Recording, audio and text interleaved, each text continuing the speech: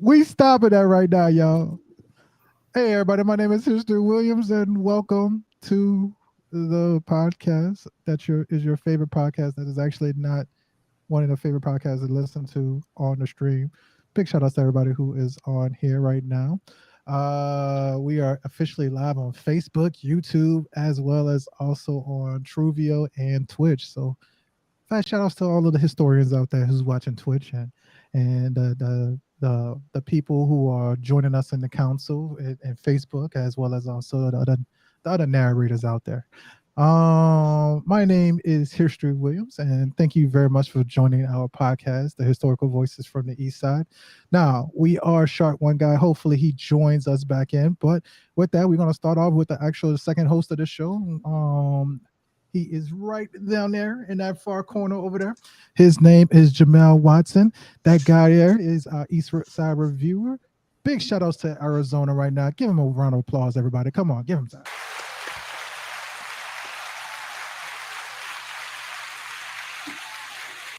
So, all right. And then now we also do have our special guest this week. It is pretty well, fuck. Hopefully the video works in a second. I'll fix that in a second. But we do have our special guest this week. Eldrick Manor has showed up and did it again. They are in the building. Big shout outs to Sean Wynn for inviting myself to the actual Discord and having me be introduced to a bunch of amazing people. So this is a big shout out to Eldrick Manor and Sean Wynn. Give it out to the toy maker over there, the black toy maker of Oregon. And now we're going to start off over here. Round of applause for this person over there. That is Natalie. Natalie is a stationery maker, pins and stuff like that. What do you do, Natalie? It's Natalia, or you can call me Tally. Tally? Okay. Natalia. Yeah. I make enamel pins, so I design them and get them made, and stickers and stationery. So you have to be kind of weird to like my stuff because it's like little ghost, little tree with a ghost, glows in the dark, and a to-do list that has a bunch of weapons on it that says plot, rub hands, and cackle as the first 3 things to do on your list. So, just fun little things like that. And then I also sell candy. You sell candy. Okay. Gotcha. With that, I haven't had any good candy since I've been back in New Orleans. I don't know if you ever had Parline candy. Have you ever had that? I have not. Oh my God, it's amazing. Is it only available in New Orleans? It's a New Orleans classic. Yes, it is. The best place to get it is in New Orleans. Yeah, okay. Go get that. Make yourself feel better. Okay. Treat yourself. Don't defeat yourself. Make life better. Oh my God, getting some of that. Now with that, thanks a lot for Natalia for being inside of his Tally. I'm sorry, I'm gonna go with the nickname. Either way. Now, not least, not less important. This person right there below me, this guy here, this is Mr. Tony. This is Tally's partner. Big shout outs to him. Round of applause for both of them. Oh my God, that's my baby. My baby. All right. Tony, tell people about yourself, man. Yeah, I'm Natalia's partner. Thought this was very exciting. I've done podcasts for another group for like over 100 episodes, just doing movies and toys and games. And so it's nice being here with you guys, doing a, shout out to what I used to do in the past. Just a huge nerd. I mean, I used to be Sean's boss, and then Sean became my boss. And so, it's a weird cycle. Fair enough. Now, again, big shout outs to all y'all, man. I appreciate y'all for being in here, man. So this is the Historical Voices from the East Side, where we review not only movies, but we talk about pop culture and how it affects our culture. One of the biggest segments that we actually have is becoming a fan favorite, at least a fan favorite amongst us ourselves, is called I Said What I Said. Now, this segment is pretty intense. It can get your blood boiling. It's supposed to do that. It's supposed to. It's what gets you going, as Will Ferrell would say. So with that, we talk about a couple of topics that happened in the news as of this past week. We give a person the initial first question is to the person who is being asked to. So, for example, if I ask the question to Tony, Tony gets 2 minutes to be able to say whatever he needs to say, and it's unfiltered. It doesn't matter how he put it. He doesn't need to tailor himself. He doesn't need to swallow some air to make sure that he doesn't filter himself in kind of way. So if Tony was like, you know what, fuck orange chicken, I ain't dealing with it. Fuck fried chicken, and fuck, and you know what, man, Dragon Ball Z overrated. Like if you said that shit, I would be like, hell yeah, dig that. But you're Get wrong. the fuck out. but you're wrong. So, hey, you know the sad thing is, Jamel is all fans of all of those things. So with that, bro, there's going to be a Detroit not really orange chicken. For sure. Huh? Bro, orange chicken is like I my said favorite not chicken. orange chicken. You don't like Cool. orange chicken? There's better chickens. Yeah. Jesus Christ. If You don't I'm like, getting some Chinese food, at it's all? General Tso. You don't like General Tso at all? I said if I'm getting some Chinese food, it'll be General Tso's over orange chicken. Hell yeah, I'm Bro. all about that. Bruh. Orange chicken, General Tso, barbecue chicken is like my favorite food. So fuck that. Especially Asian American stuff shit, because I know I can't eat the real shit. I'm like newbie when it comes to eating some fucking shit. But like that is like some of my favorite fucking chicken, man. And then also my wife makes some really fucking good like seasoned chicken as well. So with that, man, I'm done with you. I'm disappointed in the orange chicken. Because like that's my favorite, bro. Barbecue chicken and orange chicken. That's like my go-to. Wing Shack and all the rest of them, they fucking out. They missing out on some greatness. But if you would have said that, man, I would have been like, dog, all right, we gotta have a response, and we'll talk about the topic itself. If it's a dead topic and it doesn't make sense anymore to keep having a conversation, we are going to hit you with that that error buzzer. Or if the sound is going out when the timer is up, you're going to hear that ring of that bell sound. So with that, 2 minutes is up. It's on the clock. We're going to talk about what happened this week.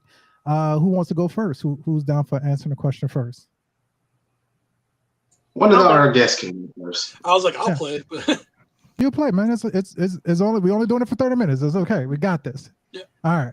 So with that, man, first thing on the clock, real fast. Let me pull up that clock real fast. Boom. Understand. Let's go and then timer is up right now. Let's go with the first person on the clock real fast. So let's go with Tony. So this week, apologize. So this week, what the fuck? The question is, I just got on these rules about. Yeah, I get it. Jeremy Renner just gave an update about what exactly happened to him. If you don't know who Jeremy Renner is Hawkeye. He's the guy who saved his fucking family just recently, and I just don't know how to handle it. So Jeremy Renner was in an accident. He broke over 30 bones in his body during an actual snowplow accident. Now, this question is for you, Tony. It's going to be an easy one. I don't think that there has been anybody out of all of the Avengers who actually saved another person's life. The reason why he jumped on the top of that and the accident actually happened is because of the fact that he was trying to save his nephew from the actual snowplow hitting him itself. So he jumped on inside of the actual on top of the one of the tracks for the snowplow and tried to jump in, and unfortunately it ran over on top of him, causing him to have the 30 bones broken. So my question for you, Tony, is this: do you feel like Jeremy Renner is underrated as Hawkeye, as an Avenger? Here's your question. 2 minutes on the clock.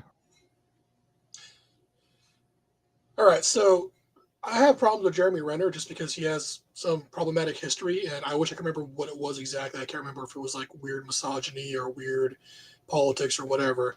I mean, like on the front side of it, like he seems like a pretty nice guy, but like I keep running into like weird problematic history with him. And so, like as an actor, I've seen him in a couple of things. I've seen him in Tag. I thought that was fun. I've seen him in the Bourne Supremacy or whatever Bourne film he was in. And I just feel like he's a one-trick pony. Most of the time I see Jeremy Renner, he's just the same one character. And some actors can pull that off. You can just be, the one character, everything you're in. But I don't think Jeremy Renner has that star power just to be that same person, everything he's in right now. He needs to really open up and really kind of get out of just being like generic stoic, action hero guy. He needs to really get something that I can actually bite into and feel like, oh, it's worth dealing with him being questionably problematic sometimes. Other than that, like I like what he's in, but that's mostly just the writer and the writing team. I mean, and his supporting cast is fantastic. I mean, the Hawkeye series, just everything I liked about the Hawkeye series was mostly the supporting cast for it and not really Jeremy Renner himself. And so is he underrated? No, I think he's spot on where he's supposed to be right now. He needs to start picking up something that's really worthwhile. I mean, him saving that, his nephew and getting hurt, like that's, good on you for being a good person. But like, see if you can clear out some of your history, because if you're not going to talk about the fact that people calling you out on being whatever it was you're being. I mean, it's so long ago. I can't remember for the life of me, but I've just stayed away from him for the most part. Awesome, man. Shit, he did that before 2 minutes, y'all. Big shout outs to that homie. All right, so with that, man, the Bourne movie you were referring to was the Bourne Legacy. Thank you. The first one. Yeah. So did y'all get that for the most part? By the way, what he was saying. Mm-hmm. Awesome sauce. I just wanted to make sure because go ahead. It's not that I disagree, because I do feel that Jeremy Renner is, we get a little the same. I'll say this, he's really good in The Town. Like that's, if you haven't seen The Town, I think like that's probably his best. Like that's the best that he's ever been in a movie. But yeah, I'm not here to stand for Jeremy. Move on to someone else. I can't talk tonight. That's okay. Fuck. Okay. All right, Tyler, what about you? I feel like he's just another generic white guy. Like as Tony was saying, he's a one-trick pony. He's kind of the same in everything he does. He plays Jeremy Renner. Unless he's got a really good director and writer. Okay. And it's with the allegations of domestic violence, right? Yeah, I think that was it. He threatened his wife or his ex-wife once before. Yeah. Yeah. It's like, okay, let's cycle through. Let's get some new talent, new blood in there. Like, I don't think that he brings enough to be, as big as he is. Okay. To me. But I also get confused with most white male actors. Fair enough. Like, wasn't he in this? No, honey. No. Okay. So only reason why I think that, I guess I'm gonna go with the question is that, like, I think that he's definitely an Avenger, but I think that he's a true Avenger because of the fact that you look at Tony Stark. Tony Stark was a fucking alcoholic and Iron Man. You look at Thor. Thor was the same thing. He was just reckless, and he was he was a drunk even when he was in Asgard, and he kind of failed in the God section a lot of times. And the list kind of goes on with a lot of these characters. I would say that, like, I do think that he, in real life, I appreciate him for being able to save his nephew. I didn't think about the actual domestic violence issues itself. I think that the biggest thing is that we do need to kind of decide if the person is going to be forgiven for their actual actions in the past. So I don't think that it's our place to be able to sit there and say, like, oh man, shit, we're gonna protest them, not deal with them. If we don't fuck with them, we don't fuck with them. But like, if we realize, like, okay, cool, his ex-wife is cool with it, His kids is cool with him. Everybody else is cool with him. That's not our issue beyond that. You know what I mean? Yeah, we can not like the actions and not fuck with him after that.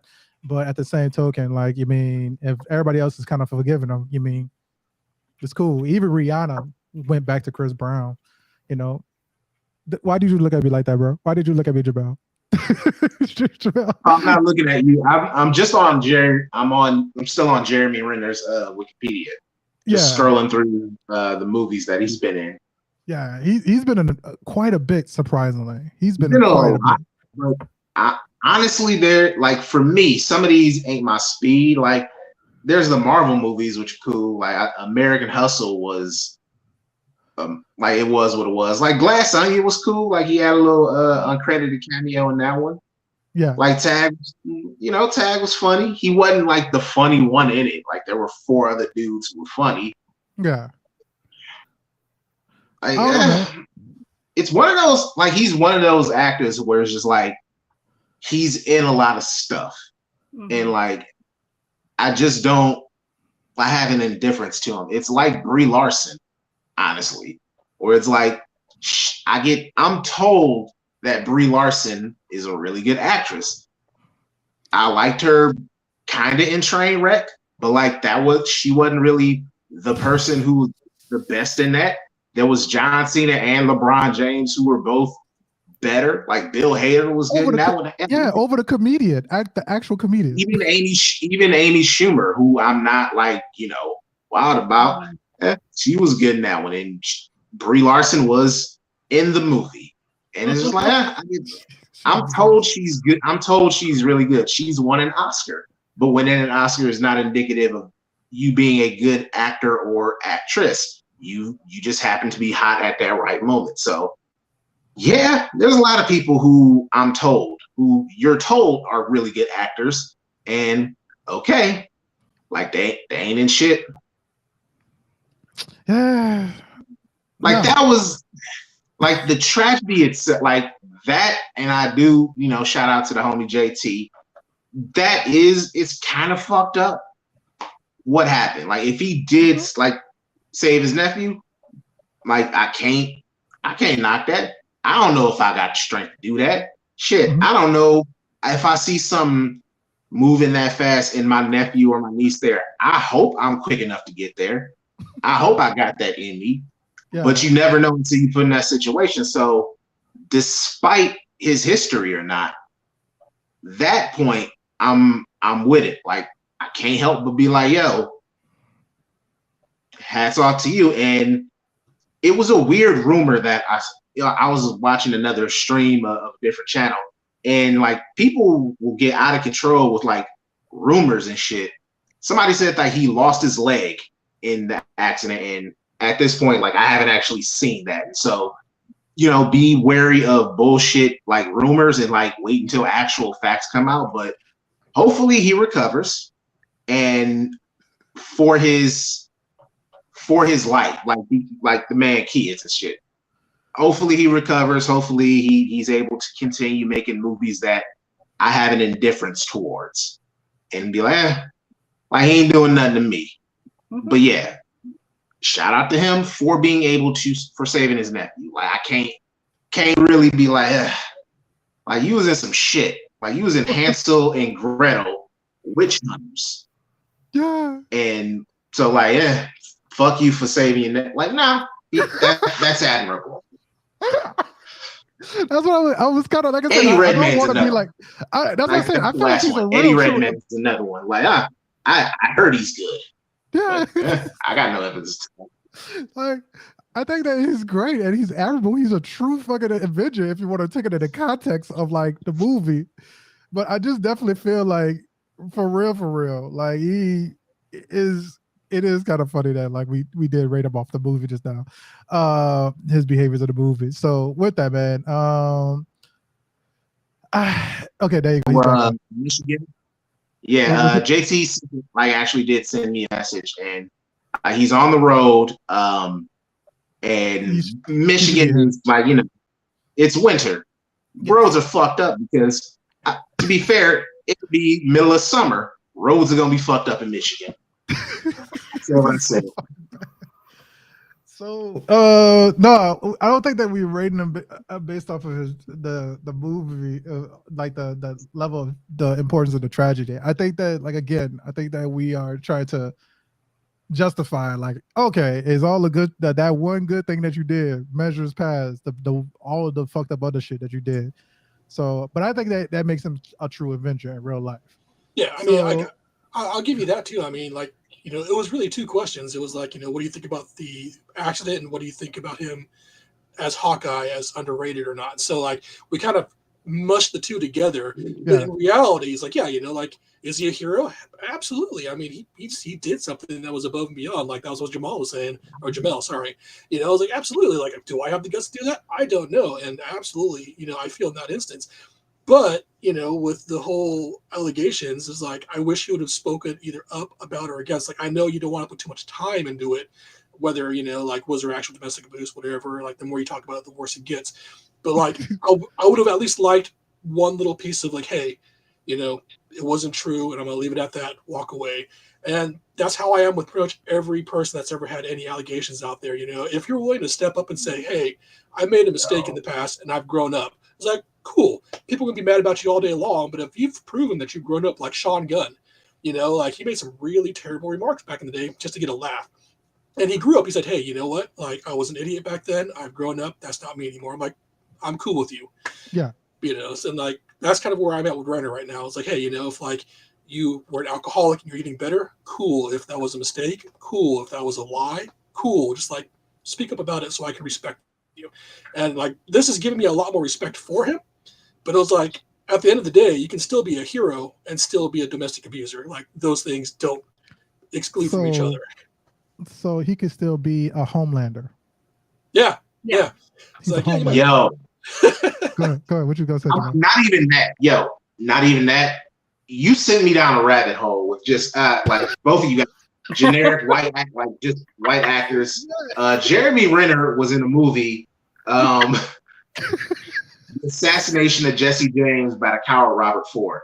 Oh, no lie, that is a salt mine of white dudes. Yes. And holy shit, there is no black people in that one at all. I hope Casey Affleck. That's another. Now that dude is There's Casey Affleck, Brad Pitt. There's Zooey Deschanel. There is goddamn, you would get, like, I'm getting high blood pressure just looking at the cast of this movie. That's the amount of salt in this. Oh man, I saw that movie. It's so bad. Oh my gosh, bro! I just it's hilarious to think about some of these movies. Now, here. Wait. Actually, this has actually led to me to one of my questions that I thought about on the fly while I was on my way home. I was just listening to Kanye West, All of the Lights. Have y'all been paying attention to the Kanye West news lately? I think the fucking news about him was fucking hilarious this past week. I don't know if y'all heard about the news that's happening with him this past week. Go right ahead and enlighten us. All right, so I promised I wouldn't talk about relationships, but this situation is fucking hilarious.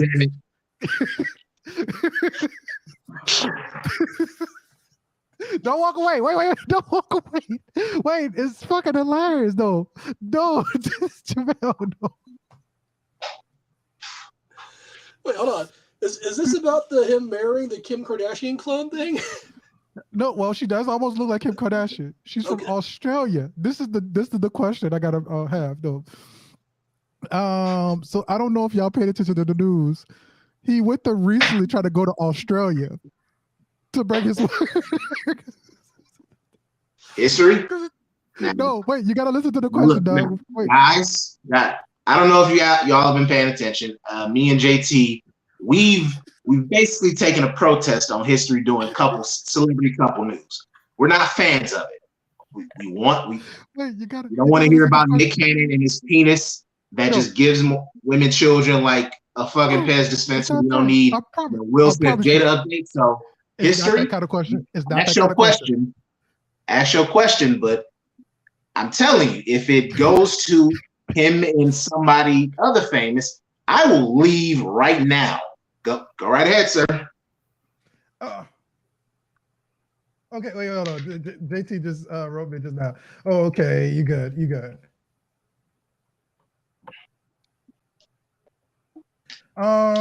So here's the thing. So I have one funny story about this. You see that he just recently got married, correct? Did y'all see that part? He just recently just got married. Okay. Fucking hilarious because it was apparently the person he didn't know at all. He just did it on the whim. But the person is from Australia, and they went to go to her home country to actually just chill there. This is funny though, bro. They blocked him from going because of his anti-Semitism fucking comments. He can't get a visa to go to Australia because of his comments. So they blocked his ass from going to fucking Australia. So you know what? That's a mild chuckle. That gave me as many chuckles as I got while watching Velma. I don't want. Oh, fuck that, bro. That was hard, bro. I thought that was hilarious. I swear, y'all. I had nothing to do with that history. Please go to the next question. Something fun. Kanye West saying anti-Semitic stuff. Cool. He had consequences. He got blocked. Next. Well, no. Here's my real fucking question. For real, though. You have a situation like that. I feel like Kanye West is getting the Kyrie Irving treatment when it comes to the fucking anti-Semitism shit, dog. Because there's been other fucking people who said some fucked up ass shit. Donald Trump was still able to go goddamn traveling to other countries that he calls shitholes. Who the fuck kid? Okay. But I'm saying, so here's my thing, man. And I was gonna ask you, do you think that was a double standard for that? Because I feel like there's a double standard for that. I don't care enough. That's the thing. I don't care enough about Kanye can't. I don't care enough. Like it's not literally about the fact that he's dating. It's the fact that he said something anti-Semitism. I don't care enough about that no more. Honestly, I don't care enough about that anymore. He is who he is.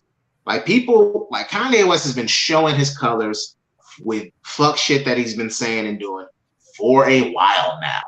Right. Like the first time that I really was like, Kanye West, really, that's an ain't shit thing to do. Not even the Taylor Swift stuff. It was when he was on the Breakfast Club and he said, I had to take 1,000 showers after I stopped dating Amber Rose before I got with Kim Kardashian. That's a fucked up thing to say about somebody. That is really fucked up. Of course, slavery was a choice. Then him trying to backpedal. Then him trying to, and just the various things. And so I've reached my limit on Kanye stuff. Unless Kanye is like, we find out that he's been cloned and it's this clone who's been doing a bunch of crazy stuff. Like it's the Spider-Man clone saga from the 1990s. And like the real Kanye West is locked up somewhere in Montana or Wyoming. Cool. Then, hey, let's get the old Kanye West back. Otherwise, I don't care enough about him. He made his money. He's rich. Cool.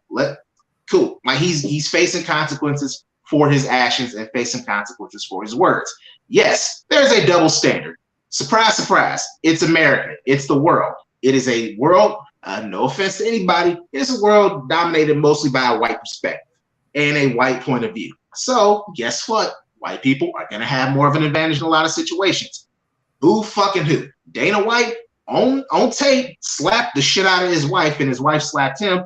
He got a slap lead that was just lazy. Wow. Like the Constitution, it wasn't made for people who look like us. None of us. It was made for people who look like Kanye, who don't even look like Kanye, look like Dana White, look like Vince McMahon. Hey, that's life. It's fucked up. It's the world we live in. It is what it is. But fuck Kanye. I'm tired of all things Kanye. The reason why I'm bringing it up is the fact that like I feel like this is the one time that we should have just been like, bro, this is a bullshit. You should have gone to another goddamn country. Here's the thing. This is the one time. Here's the thing that gets on my nerves. To do it this one time. Kanye West always is conveniently black, which means whenever he gets in a little bit of trouble, he pops up. They trying to do this to a black man. They trying to do this to a black man. If I was white, but then he'll turn right back around on his slavery was a choice, on his White Lives Matter shit, on his I love Hitler. Yeah, he said that. So guess what? asshole, you got consequences have happened. You can't be on that tip and not expect some consequences. Sorry, Kanye. Tyler, what you think? What you think, Tyler? I think that Jamel is quite eloquent, and my dog is barking. But I think that Kanye is trying to play both sides of it, using my dog's bark as exactly how I feel about Kanye. Yeah. Because he's just trying to play both sides of it. Like when he fucks up, he tries to hide behind his blackness, which is bullshit, in my opinion. Because he's famous, he's rich, he has more money, and then his words hurt the people that look like him but don't have money, who aren't rich. And but I also think it's fucking hilarious that he was blocked from Australia, because it's like, okay, finally you go, oh, we're not going to put up with the American bullshit of, yay Hitler and shit, but we're going to do it to Kanye because he's the one that's the craziest that this makes sense to do to. I was gonna say, I was like, you know what? Like, if this is the start of it, cool. Continue. Go on to the next person. Go denationalize. What's his name? Mel Gibson. I know he's from Australia, but that guy is just as bad. Boot him out of the country. You. That's the only part I'm talking about, is the fact that like you doing this, but like there's other people who said fucking horrendous shit and get away with it. Like, we got a whole Hulk Hogan coming back to like Rock of Raw 30 years. And this dude was like, nah, you ain't dating no niggas, Brooke. It's like, you better not break those niggas home. Like, for real? But we still run over here back for WrestleMania. History, bro. You were talking about this last week, about how you was talking about not this. It was in a similar vein it was in a similar way when we were talking about Joe Biden and the documents. Yeah. And like the sloppiness that we have. It's like, yeah, if we gonna if we gonna really rebuild the system, I'm all for it. But in the system we in now, yeah, what do you expect? A person like Kanye, no matter how rich he is, he always gonna be black. Yeah. And he gonna have the consequences that a Mel Gibson will not have. Yeah, that's true. I'm not mad. I'm not mad at that. Honestly, Mel Gibson, fuck him. Like, I love Lethal Weapon. I mess with some of Mel Gibson stuff, but I'm not gonna be like, oh, let's keep Mel Gibson. Nah, you can deport him, but the problem is he got defenders. Robert Downey Jr. at the Golden Globes a few years ago got on stage and was, just like, it's time for my friend to be forgiven. And it's like, yeah, that shit happens. It's fucked up. It happens. I have very little sympathy for any of these people. Next time Mel Gibson gets in trouble, I'm not gonna be for him. I'm gonna laugh, and then I'm gonna move on with my day. That's all of this question is, dog. That's it. Zero sympathy. It's a question of equality. Is it fair, or is it not fair? And I feel like it's not fair, because my man got banned from going to see all of the in-laws of his Australian colonization folks over there. All of his colonization relatives. Can't he go fucking see them? I think a man should be able to go see his colonizers with them all together. So with that, man, the next question is this, and 2 minutes will be on the clock. So the worst rated animated TV show has been announced, and it is Velma. Velma has been fucking hit hard. Big shout outs to Wakia for watching the stream. Thanks a lot. Hey Wakia, thanks a lot. So it is hilarious that Velma has gotten the worst rating, but according to Jamel, it got renewed for a second season. Yep. Correct? People hate watching stuff. Like, before you go to our esteemed guest and let her go off, I just want to ask people to stop hate watching. It's the stupidest thing that people do. If you see an episode of something and that episode is very bad, chances are the series probably ain't gonna improve for a while. Wait, get some word of mouth, get some people you trust that have watched the show, and then go back to it. But don't, oh, I know this thing is shit. I've watched a bunch of episodes. I know it's shit, but I gotta do it because I hate the show so much. You are hustling backwards. Stop doing that. Like Morbius. Morbius was terrible, but because the internet, made memes out of it, and it tricked Sony into thinking, ooh, people like this. They're talking about it. It's Morbin time. Let's release this back in the theater. And what happened? Bombed twice. What's happened with Velma? Most times sitcoms, it takes time. It takes at least a season for sitcoms to really get the ball rolling. Season 1 of The Office, kind of odd. Season 2 of The Office in the US, actually a good show. Same thing with It's Always Sunny. Same thing with Parks and Rec. And you can go on and on and on. That second season usually hits. But you see the goodness, you see the potential in that first season. It's some shows you can make that judgment in the first season, like, oh, yeah, this is 100% rat ass, and this don't need a season 2. But congratulations, you idiots hate watching it, drove the viewership numbers up, and now we don't get a season 2 of this bullshit. Good job. All right, so we're gonna move on to that question then. Tyler, this is for you. Have you seen Velma yet? I have not. You have not. Okay, gotcha. But have you been keeping track of the Warner Media Discovery news about them? Okay, gotcha. It's with Velma. I have some friends that were like, "It's a surprisingly good show. I thought it was going to be shit. I actually like it." And then I have other ones that are like, "This is a horrible show. Do not fucking watch it. I was expecting anything else but this. Mm-hmm. If you wanted this show, you should not have used the Scooby-Doo gang to make it." Yes. And having not watched it, I can see both sides of it. Some people find it really hilarious to watch the Scooby-Doo gang do things that you're not supposed to do or whatever the fuck, and swear and everything. I was really looking forward to it. Honestly, yes. I wanted to watch it. I was looking forward to a grown-up version, with actual murders and shit.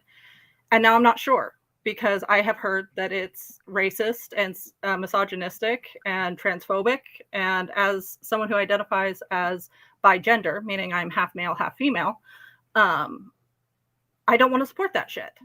So when you hate watch something, or hate give money to anybody, look at J.K. Rowling, you end up supporting it and giving them their money and making them $1 billion freaking dollars, and they feel they can say whatever the hell they want, and they cancel things that are actually good and just keep feeding us the same shit over and over again. And I don't want any more shit sandwiches. Thank you.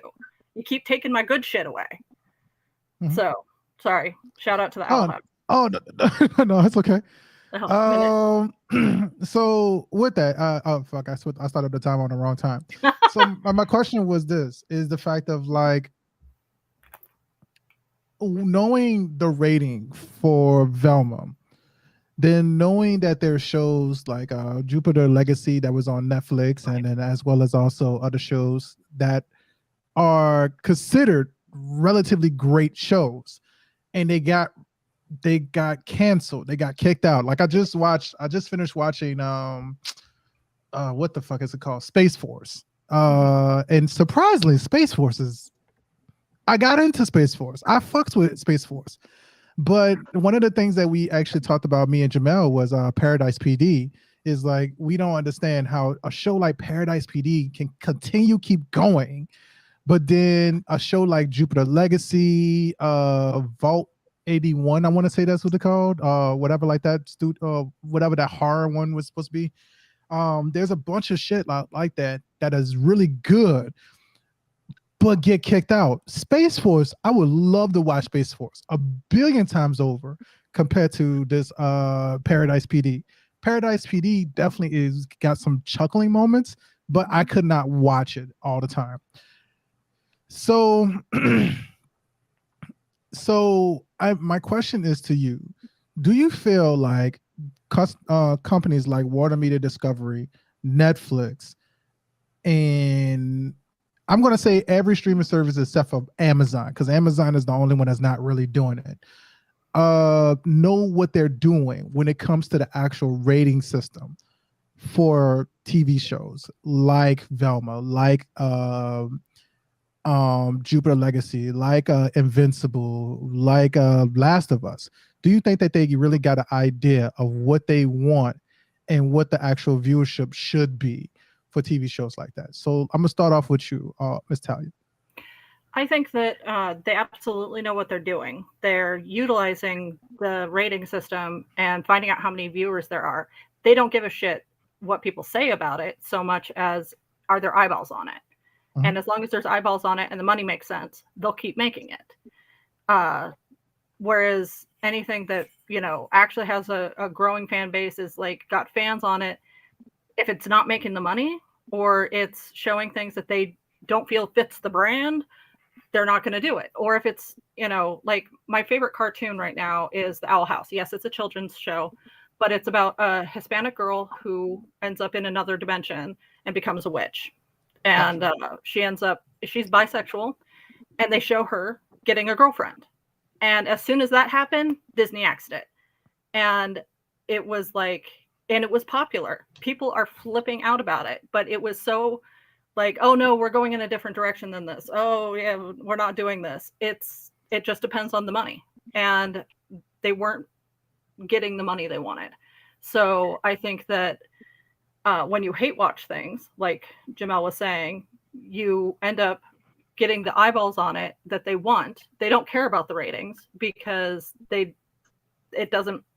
people saying, ooh, I really liked it. 50,000 people watching it and 50,000 people say 4 stars compared to 4 million people saying this is shit and 1 star. They're going to keep the thing that 4 million people will tune into and watch and give them money for. They're not going to ever care about the 4-star thing. And so we end up with these 1 season off things, and it's bullshit, in my opinion. I just think that it's fucking. There you go, boom. I wanted to make sure that worked too. There it is. That's the algorithm of greed. Yeah, I agree with that, man. Almighty algae rhythm. Algae, yeah. Algae rhythm. Space Jam. Thank you. Algae. Real talk. Like JT and like y'all both hit it on the head, because it's like, yeah, there are plenty of things that like are actually good, and it's why when things are good and people are watching them, you gotta make sure you support them. I'm keep harping on this with The Last of Us. Like, one, it like they're doing more to expand the story, but it's high quality and people are watching it. And I'm always gonna big that up. If something's bad, like I'm not talking about Velma after tonight. I don't want to talk about Velma anymore because it ain't quality. It does no one any good. But because of the way these algorithms work on YouTube, Netflix, and however they're measured, a bunch of people watching something just for the sake of watching it, just for hate watching it, that ain't indicative of quality, that ain't indicative of you making something good. That just means a lot of people are watching it. And unfortunately, as she just said, good shit slips through the cracks, even when stuff improves. And like my point about sitcoms is that it takes time for those. And I think in the age of Netflix, you really don't have stuff that gets like stuff that's good in the first season, but then hits off in the second season. Usually with a sitcom on Netflix, it'll get that first season. After first season don't pop all the way, let's shelve that. And I think you miss out on shows growing. And I think you miss out on like getting that connection. Like the reason why people still will go back to stuff like The Office or stuff like Seinfeld is that you can see progression. You can see the writers, you can see the actors, you can see everyone cooking and everyone getting better, and you don't get that. And we all know that there's these shows that last for an ungodly amount of time, despite poor craftsmanship in the creative process. And it's because, well, it's just something to watch. And all of the networks, all the network streaming services, they're all responsible for it. They all do this. It's just, for me, it is just a problem. It is what it's a horrible part of business, and it's just something that it is what it is. So Tony, I'm not even gonna give you 2 minutes on this one, man. I'm because I think that you're gonna be able to answer this in a shorter period of time. So Tony, when you think about like the shows that don't get that much more time, do you feel like it should be put in a contract, right? Or it should be stated, or I have the idea already that these shows need to, exist and have some progression within a certain period of like that one season? Or should it be already have these shows written with the context of them being considered a limited series? Do that make sense? Yeah. So I'm going to kind of back up a little bit on the last question, because something I kind of thought about was the fact that, like, yes, they have really good algorithms, but like, because of the whole way that media is now digested rather than in full 26 seasons over a quarter of a year, just digested in like a day or 2 days, I think that there's a solid problem with budgeting, where they'll have huge budgets for these great ideas, and because the budget's so huge, they need ridiculous numbers to make it go beyond a season or two. And those numbers are just impossible. Where like a lot of the really good shows that have multiple seasons, they started with a small budget. They started with a small cast and, new name writers. And so they could have that space to be like, well, we can afford 2 seasons easily because, like, we're not spending crazy money to bring in like 1 or 2 big name actors. I mean, Always Sunny in Philadelphia didn't bring in Danny DeVito until later on, and he's a core member now. And so I think that, yes, having a contracted season would be nice, but I think that the writing style has to change. You can't just have something that has a good idea at the beginning and then kind of just like unrolls as the show goes on. It's something where you have to have a good long-term plan and then just work on the dynamics of everybody involved as the show progresses. And so I think contractually you should be able to like have a 3-season contract and then have like a algorithm stating, okay, here's your budget for here. If your watches go up, we'll give you more money. If your watches don't go up, we'll get you a second season. But if there's no improvement, then we have to drop you at that point. And that's kind of where Netflix and all these streaming companies are failing, is because they're just pulling in enough money for, like, in some cases, just like barely like 12 episodes or 6 episodes, depending if they do like half hour to an hour. It's like 10 episodes for no matter what size they are, because I think the Upshaws is only like 30 minutes as well per episode. But you mean that's another one. You had to show like the Upshaws, and I just don't understand like how. I like the show. Don't get me wrong. I do like that show. I like Family Reunion, which I do recommend. But Mr. Iglesias got canceled. The Big Show, which was a really good show. The Big Show was actually a really good show. And those got canceled within a season. But you look at Upshaws, they got canceled relatively fucking quick. So I do feel like it's kind of reckless with the mindset. So I'm gonna ask this to Tally as well. Is this, do you think we should go back to episodic release, so once a week? Damn, you a binger. I don't know, because you're a binger. Because I'm like, part of me is like, yes, like, bleed it out, like, make, I want more filler episodes. I don't want everything to be, a 10-hour movie broken up into hour segments. But then a part of me that loves bundling down and watching my 10 hours of TV of one shot is like, yes, I love this. Let's do this. So it's like, I do miss the 26 episodes that have like the silly filler episodes of like, oh, we went to the beach today. Yeah. I don't know why, but I do like the ones that have the slow burn storyline. Yes. I don't want any more. I don't want 24. Do not do 24 ever again. Like that. No, that was too stressful, too much, too like, that was something that, could you like, oh, I remember trying to watch it and being like, what the hell is going on? Something happened 3 episodes and I don't remember. What are they talking about? So, but I would say there has to be a happy medium. There has to be a happy medium with slow releasing stuff to get more, eyeballs on it versus dropping everything all at once. Fair enough.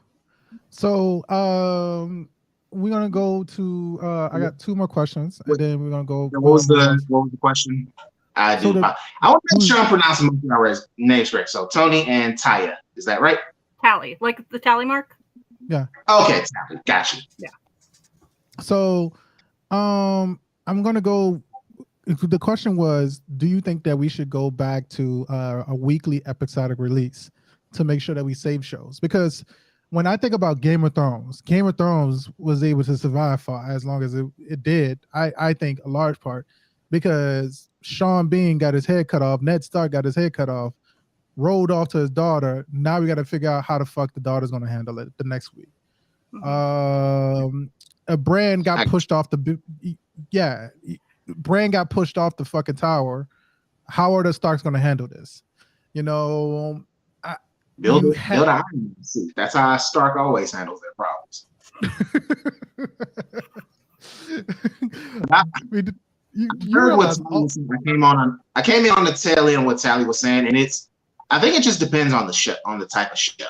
Like some shows you can just release everything at once, and then some shows I kind of like the staggered release that that Amazon does with like The Boys and everything, where they'll drop like the first set of 3 on like the debut day and then release it weekly, because you're kind of getting the best of both worlds. And that allows you to like, that's the closest that I think we get. It's like one thing that I think we've learned over like since Netflix really started popping in like 2010, 2011, whatever it is. Honestly, pandemic has thrown off my concept of years and time. But like one thing that we've learned over this last like decade is binging and dropping everything is not the best method for everything. And you see that with Netflix, for example, with some of these shows. It's like, oh, yeah, it's good for a weekend to have like 13 episodes of a show and then watch it all and like be excited about it, tweet, put it on Facebook and everything. But does it really last in the memory? Like, for example, Orange is the New Black, or before Kevin Spacey, revealed himself, House of Cards. Like, well, he technically didn't do that on the set of House of Cards. That was anyway. It was drop all the episodes, and then you just talk about them for a weekend, and you back away. And that doesn't work for, like, everything can't work like that, and everything can't survive like that, because people's attention spans are about the size of a goldfish, and you forget stuff. Whereas I think with the staggered release, it works better. Like, you get in the episodes, and then you get the weekly spoon-fed drip. People at first were mad at that, but I think we've gotten used to it, and I think, God, like, that's kind of how TV used to work. You didn't get everything at once. You had to have some patience. And I think that's a good thing for people to have. Have some patience. Yeah. So I think that actually, because I do agree with that. That is a good idea to like release it. And then I do think that what it did also, it feels more like a community when it comes to the actual products being released every week. Because like, okay, cool. Invincible comes out on Amazon. But then I gotta be excited because of the fact that Invincible comes out this week. But then on Disney, okay, the new Loki is coming out, right? So I have time to digest everything instead of everything blending in. I love the fact that you say Orange is the New Black, because I just thought about it. I don't remember a lot of these damn characters on Orange is the New Black's name. The only relationship I remember is Harper, but I barely remember what's your girls from That 70s Show? What's her name? Laura Prepon. Yeah. No. What's her name in Orange is the New Black? Because Alex. Alex? Yeah, her and lead white bitch. That's kind of like I don't mean to call her a bitch, but like that's the only way that I can remember. It's like, oh, she's rich white girl. Yeah. Yeah, Piper. That's her name. I've got a question for y'all. I've actually got a quick question for y'all. So on that tip, like, do you think, like, I want to give y'all like, just as a quick question, did any of y'all like watch or were aware of Power Rangers when you were growing up? Oh, Yeah. so much. So like, remember the Green with Evil storyline in like the first season, introduction of Tommy, and it was spread out over 5 episodes. Do you think that like the enjoyment of that would have been lessened, or do you think it would have been like enhanced if all 5 episodes dropped at once? Because I just want your opinion on that.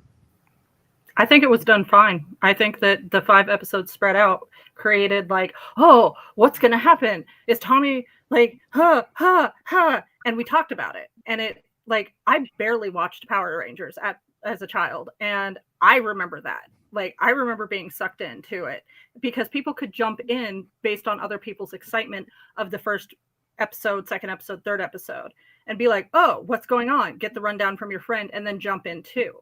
Whereas when we drop 5 episodes all at once, it's, wow, that was really good. You should watch it.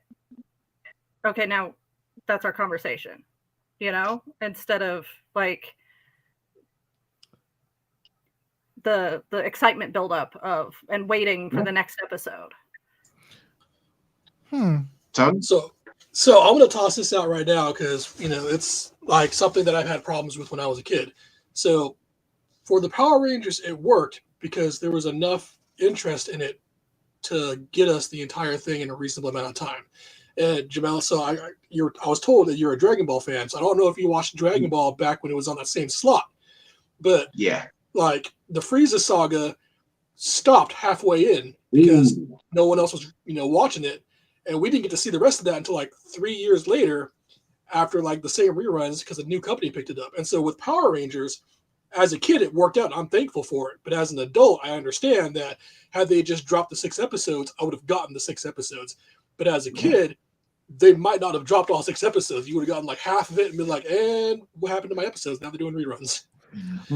And so like, with those kids shows, like they would do reruns mid-season because they would only have like 12 to 14 episodes or whatever was released in the US, and then they wouldn't have dubbed over or subbed over or whatever they did to the rest of them. And so you'd be seeing reruns mid-season, and then they'd pop up again and be like, oh, this is what happened. And so I think that it worked for us as kids because we knew that things were inconsistent. But as an adult, I would have rather have had it all together.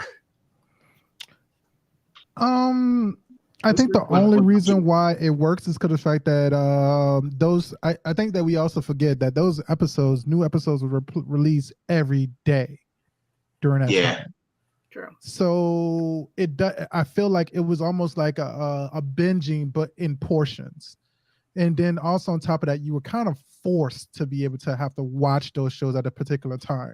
So you knew that you could not watch Power Rangers again, at least that rerun, until the next 12 to 20 something episodes go by, and then we're going to watch it again. Or for example, if you realize, oh, they only had 12 episodes, luckily enough I'm at episode 9, so they got to rerun those episodes again, probably in reverse order.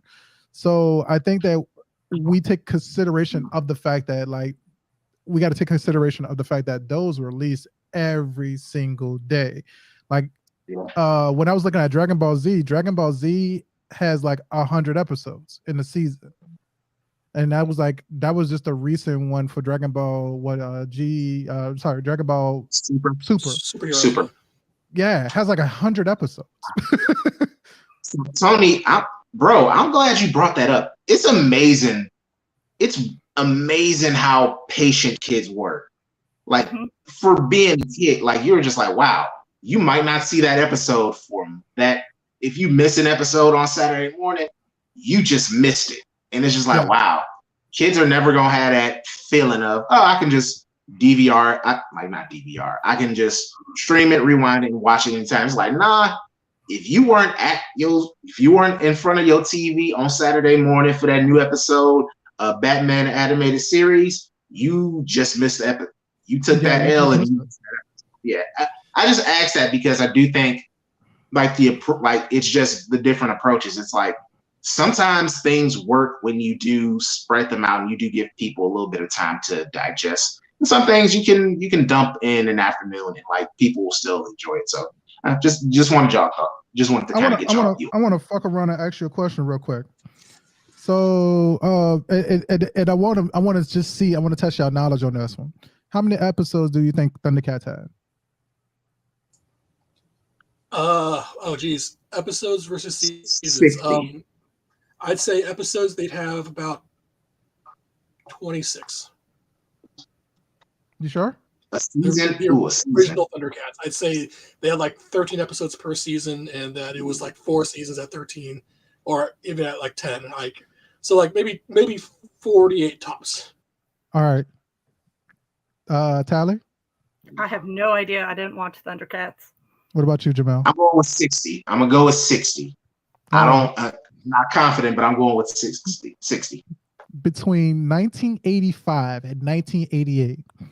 1985, the first season was 65 episodes. What the season? Jesus. That popped up in the whole year. The last release was December 20th of 1985 of the 65 episodes. So think about that. That was every single day they were releasing an episode. Now, they slowed their ass down a little bit with season 2.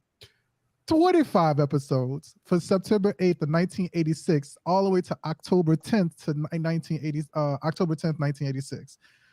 Season 3, 20 episodes, September 7th, 1987 to October 2nd, 1987. They only had 20 episodes. Season 4, September 5th, 1988 to September 29th, 1988. They only had 20 episodes.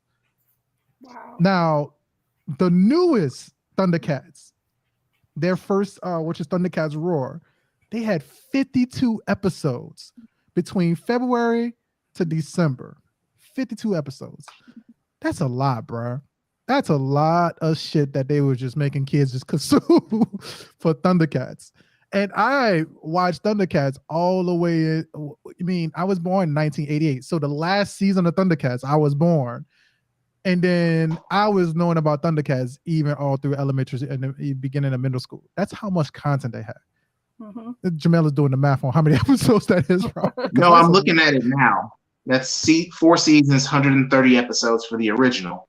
Mm-hmm. That's a lot. That is a lot. Wow. That's a lot. That's not even counting the reboots. Oh, that's supposed to be a Thunder. Well, it's a development. Yeah. Hell, never mind. They're supposed to be a Thundercats movie, but that could be ass. Yeah.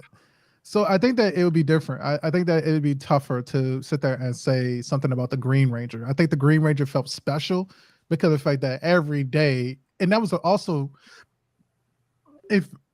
when you're in school, you kind of like, if you don't know about some shit, bro, that the rest of the school is going to know about, you kind of go into obscurity. So it was almost like a necessity that you actually had to know about that. So, I remember girls knew who the fuck Power Rangers were. I knew dudes who wanted to be the Pink and Yellow Ranger. But I knew, and we wound up getting a Yellow Ranger dude. That was like season 3 when they was doing Power Rangers Thunder. No, that didn't happen for the season that we got a male Yellow Ranger was Ninja Storm. That's a while. That was a while. We didn't get, but I do remember we got a new Green Ranger, which was played by Adam. That was in Zeo. Since Tommy became Red, that's because Red. Yep. Okay, I could do a Power Rangers podcast all day, but I wouldn't want to bore. I wouldn't want to bore you. So go ahead and go. See, last question. Let's get into this Michael Bay movie. Last question is this, and I do want to ask this question because this was serious to me. We got to pour one out for the great homies on this one. Mars Candy just announced that they were going to get rid of their actual M&Ms. Did you hear about that? Yeah. Wait, they're recasting. They're recasting the M&Ms, and I'm so mad about that. Yeah, I'm mad about. I thought you was talking about they was discontinuing the man. No, they're getting rid of the actual M&Ms, the whatchamacallit, The Yeah, mascots. The original mascots. Oh, the mascots. Yeah, Yeah, bringing in new the- mascots. Yeah, Okay. they get rid of the mascots now. So we got to pull one out. They're supposed to be replacing it with Maya Rudolph. This all started because of Fox News coming out with reports because they were saying that like they are making M&M's too woke. And it started because of the fact that they changed the actual M&M's shoes from high heels to flats, and then slightly, basically clogs for one of the actual M&M's as well. Yeah, Go literally. ahead, Tucker Jamel. Carlson You was look so like, stressed, dog. Why you look so stressed? yeah, Tucker I'm not Carlson- sure. This is the stupidest shit. Yeah, it was like, why aren't my Tucker M&M's Carlson, sexy this- anymore? You want a fucking M&M? You want a fucking M&M that bad, Tucker Carlson? You fucking TV dinner trust fund bastard. Like, why? Like, who cares? Okay. You know, and like, I'm not This is a so huge stupid. I'm not a huge white person defender, but they basically lost J.K. Simmons, one of his regular jobs, and I love J.K. Simmons. You know, like the dad in Invincible, you know, J. Jonah Jameson. I mean, Commissioner Gordon. It's like, Damn. let that guy keep his job as the yellow M&M. Oh my gosh. This is so stupid. All of this is stupid. All of it is dumb. They're candy. Why do we? So I'm gonna put my 2 minutes on the clock. Jamel, you go ahead, bro. You gonna go first, okay, King? I'm gonna have you do your thing. Ready? So the question is, bro, how do you feel like this is gonna impact further like mascots and like the actual marketing for products such as like M&Ms, which you have like the people who do motocross for Red Bull and so on and so forth. So like, what do you think is going to change when it comes to the marketing for these companies now? And do you think that these companies are becoming more woke? I guess you would say. No, they're not. Companies aren't becoming more woke. Companies are becoming predatory because they see, oh, this is what's trendy. This is what's on top. Let's go ahead and market and let's go ahead and repackage some shit and resell it. You see this every year when it's around Black History Month or Juneteenth. You see a lot more kente cloth and African colors. When it gets around to like March and Women's History Month, oh, you see a lot more stuff celebrating women. When Pride Month comes around, oh boy, taste the rainbow because everybody got it. It's just pandering and it's stupid. Tucker Carlson is stupid for getting mad at this. Anybody who's out there saying, this is what it's stupid. Everything is stupid. This is America. We like chocolate and candy and stuff that's unhealthy for us. So it's not going to affect the sales. Who gives a shit? If the M&M, who cares? They're candy. Why are we? There's so many other. Tucker Carlson was supporting January. Why aren't we talking more about that? Why aren't we talking about the fucking debt ceiling? We're wasting time, energy, and attention on the candy because this jackass wants to fuck the green M&M. It doesn't. This isn't. That's literally not important. It is so stupid. I hate everybody on all of this. This is dumb. Like, this isn't a win for anybody. This is literally not a win for any. If you are liberal, why would you consider this a win? Really, why consider this a win? If you conservative, why are you considering this something that you get angry and get your blood boiling about? This is stupid on both sides. I hate everybody. I hope both teams lose. I said what I said. Oh my Jesus God. Christ. It's fucking candy and it's none of this is important. It doesn't matter. Literally, it doesn't matter. It's chocolate. People are going to eat the chocolate. Like, you think because J.K. Simmons ain't the yellow M&M, oh, that's going to damage us. No. M&Ms. Can I put them in ice cream? Can I mix them with popcorn? Can I do all types of other fat shit with the M&M? Still, yes? Okay. Doesn't really affect me. Stupid ass Tucker Carlson bringing this up because, again, he probably is closeted with a lot of weird ass fetishes that he eyes wide shut type shit. And he probably is just like, ooh, I want my wife in a green M&M costume. And he's just like, I can't fuck her with flat shoes. And this fucking weirdo ass nasty Swanson dinner, fuck him. I hate this issue. Let's move on. Could you Jesus show you know Christ. what? Come on, bro. No, I don't want. I want to talk about this movie. Something that I actually want to have fun with. Jesus. Okay, go ahead. Well, fuck. I mean, I guess we go. Is it okay? We move on. Tony, do y'all have anything to contribute to the all the issues that are facing people of color, trans folks, gay folks, women, the country, all the issues? And we focus on, and there are people focused on do y'all have anything to add to this conversation? Yes. Not the candy conversation. Oh. So specifically regarding what you were saying about how, like, you know, it doesn't really matter because, like, whenever everything comes up, like Juneteenth, Black History Month, everything's all black in the world, and then, like, you know, whenever, like, you know, the next color comes up, it's all them. Where's my Asian shit, man? Like, it's Asian New Year's right now, and I got like nothing, you know. Like, I don't go to Freddy's or Target and be like, hey man, here's some red outfits, and here's like, man, there's no Asian nothing ever, man. Y'all got advertised. Y'all got advertised. Y'all had a moment when people was jumping Asian folks, and during when COVID popped off, that was y'all time. But nope, it passed. It's right on back to us. Asian still have Asian celebration. Right on back to us. Oh damn! Come get punched this Tuesday. Oh, thanks. All right, now we're up in the mattress sale. Like we just passed Dr. King Day. Mattress sale.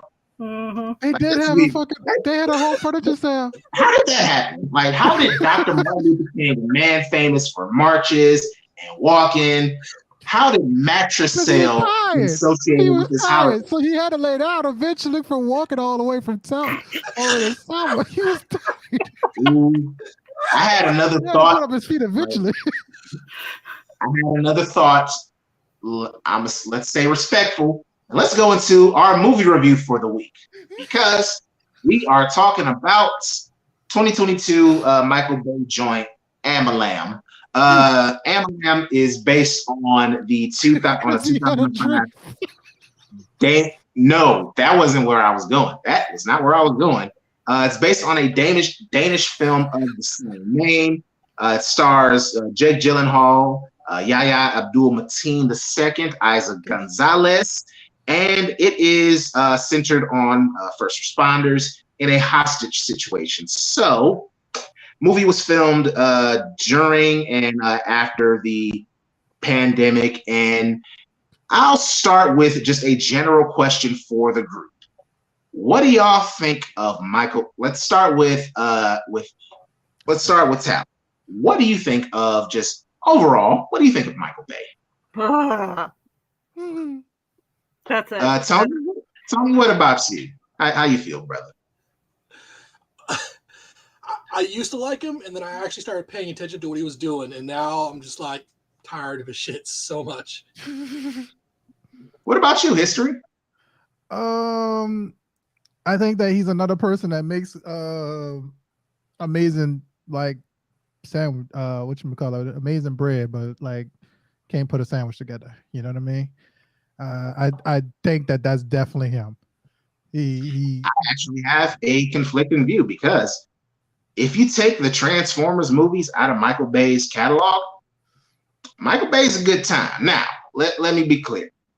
It's not exactly going to be what you would call, what's the word? It wouldn't be progressive in a lot of ways, earlier movies, but there's something in this movie that I do want to highlight. But just overall, the history, Bad Boys. I'm sorry, that's a good time always. Bad Boys 2. Oh shit, yeah, he was that.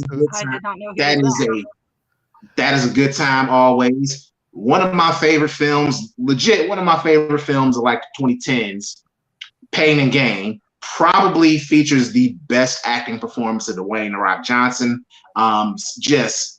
It's funny as hell seeing how incompetent these dudes are. But the Transformers movies, Jesus Christ, I aged watching Transformers 4. I saw it on my birthday. I feel like I just finished that movie because it feels long as shit. Anyway. You giving him a pass, bro, because you are forgetting now I'm Underground. He's got shit. He's got objectively bad movies. Pearl Harbor. It's weird. It's some of the best action that I've seen, but it's also oh, it's based on a real event that's horrifying. Like the scene where there's like the missile dropping out of the sky, legitimately a cool ass shot. Then you remember, oh, that happened for real. Oh, these are real people dying. Oh shit. Mm-hmm. And then there's also this stupid love story with Ben Affleck and a white act. I want to say Steven Tyler daughter Liv. I want to say her. It could be Jennifer Garner. It could be Jennifer Garner. Oh, see, I'm confusing movies. Speaking of Armageddon, it objectively bad movie, but also that Aerosmith song. So he's got like Michael Bay is director. Like he makes the movie. He is director. But Amber Lamb, again, it stars Gyllenhaal. Gyllenhaal and Yahya are adoptive siblings. One of whom, Gyllenhaal, is a bank robber. Yahya is a veteran of Afghanistan, former Marine, needs money for his wife's operation. This is horrible because this is kind of a plausible situation in our real life. Veterans not being taken care of, insurance not covering stuff. He needs money. His brother, hey, convenient. We robbing his bank today. Come on through, brother. And long story short, first responder, a cop gets shot. I'm conflicted on how I feel about an op getting shot.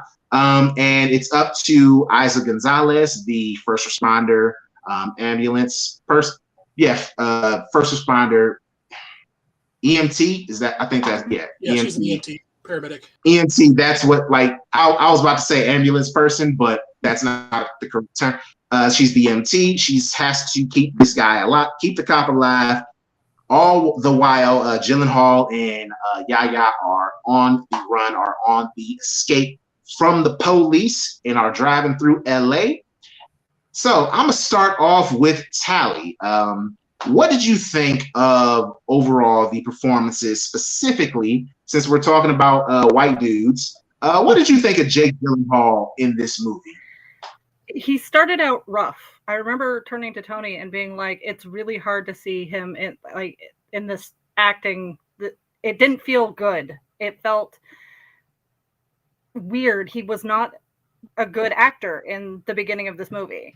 And as what felt like his sanity sort of unraveling a little bit as the movie went on, he got better. Like, I was like, okay, I get it now. He's better. But in the start of it, it was like, what are you doing? Like, he felt like he was acting against everyone instead of like acting with them. And I was really dizzy because of all of the drone shots and twisting cameras. So it was a bit rough for me in the beginning. Okay. Tony, what about you? What you think of Mr. Gyllenhaal? And history will wrap up with you on Jake. Again, Tony, you started our show really highlighting white dudes and some of the movies that we have with some of the white dude actors. I will just jump in really quickly. I wouldn't quite put Jake Gyllenhaal in kind of that category with an Eddie Redmayne or a Jeremy Renner. Like, Gyllenhaal does weird shit, and I think he's actually a pretty good actor. So what did you think of him in this movie? So, I mean, like, a lot of this movie, watching it from the beginning to end, had one feeling, and then coming back and thinking about it again, had another feeling. And so this is one of those ones where, like, had I watched it a second time, I would have appreciated it differently, because, like, I was with Telly. I was watching this, and I'm like, wow, Gyllenhaal just feels very not right, out of his skin in the first, like, hour of the film, where you're like, this just doesn't feel like he's playing this character right. And then you realize, as the movie goes on, kind of like that's the point, that is, him fighting against, what his father is and what he's been, trained to be, or what he's, thinks he's going to be. And so, he starts off this film very, like, clean cut and, like, in a cashmere sweater, like, oh, like, I'm living the good life. And then you kind of get to really see who he is at the end. I'm like, okay, the beginning makes sense once you get to the end. But yeah, like you said, Gyllenhaal, like I've seen him in a lot of things. He's a pretty good actor. So seeing him act so poorly or being so poorly fit at the beginning just felt really off suit for me. History, wrap us up on Mr. Gyllenhaal for the movie. I felt like Jake Gyllenhaal when he came in like Jake Gyllenhaal. Jake Gyllenhaal usually comes in with this kind of like this pranky kind of like aspect of it. I think about like what was it? The one that he did with Michael Pena when he was a police officer. I know what you're talking about. Think of the movie. You got the internet right in front of me. Yeah, we got the internet right in front of me. It is. Keep going. I will get the name. I think about that movie because like that End of Watch, that's what it's called. But the Thin Blue Line, that's what fucking Candy said. So I think about that movie. He started off like really jokey and kind of like not being serious about himself. Even October Sky, that was an old movie about the first rocket builder. That was another one where it felt like he just didn't take himself seriously. Prince of Persia.